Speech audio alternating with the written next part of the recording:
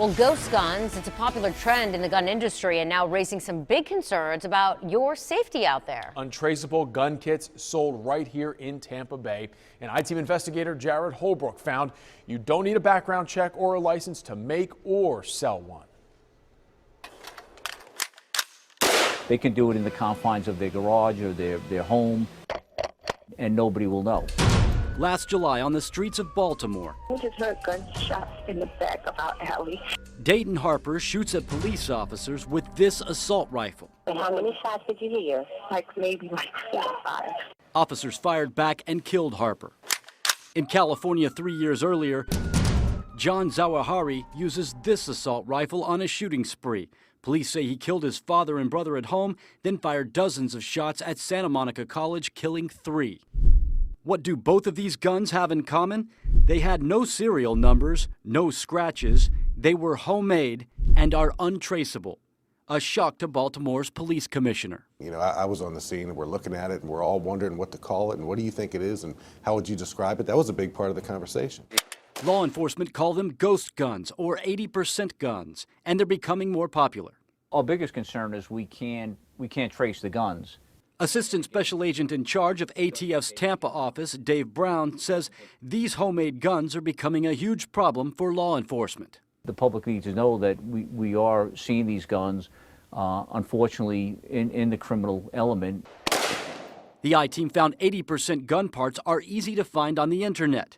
They don't require a background check, and they're completely legal. Because an 80%er, there's no difference between this and a paperweight. Mark Serbu with Serbu Firearms in Tampa explains the only part of an assault rifle required to have a registered serial number is the lower receiver. But an 80% lower receiver isn't fully developed. Therefore, by law, it's not considered a firearm. And what needs to be done is this pocket needs to be machined out, as you can see, and then the holes need to be drilled. The safety hole, the hammer hole, and the trigger hole. We found there are at least 6 manufacturers making 80% lower receivers in Central Florida. They're sold in some local stores. You can even buy them online. The seller doesn't need a dealer's license because by law, they are not considered guns. We even found a template you can buy to make it easier to finish drilling out the holes needed to complete your kit. Video tutorials are all over YouTube. Proceed by drilling the first 3 holes. Yeah, there's a pretty big market for it. Mark says he can make 80% lowers but doesn't sell them. He is in the process of getting government clearance to sell a homemade pistol kit. So we're going to be putting a kit out, and we need to talk to ATF and send them something to say, hey, is this do you consider this kit to be a gun or not a gun? Law enforcement we spoke with say these untraceable gun parts appear to be a loophole in the law and fear it makes it easier for people who fail criminal background checks to build one. And that concerns us. We don't see that often in Baltimore, but the fact that we saw one concerns us greatly.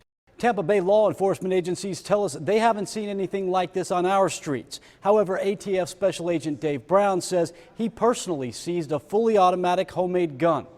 California passed a law requiring all homemade guns be registered regardless of what federal law states. I'm investigator Jared Holbrook, taking action for you.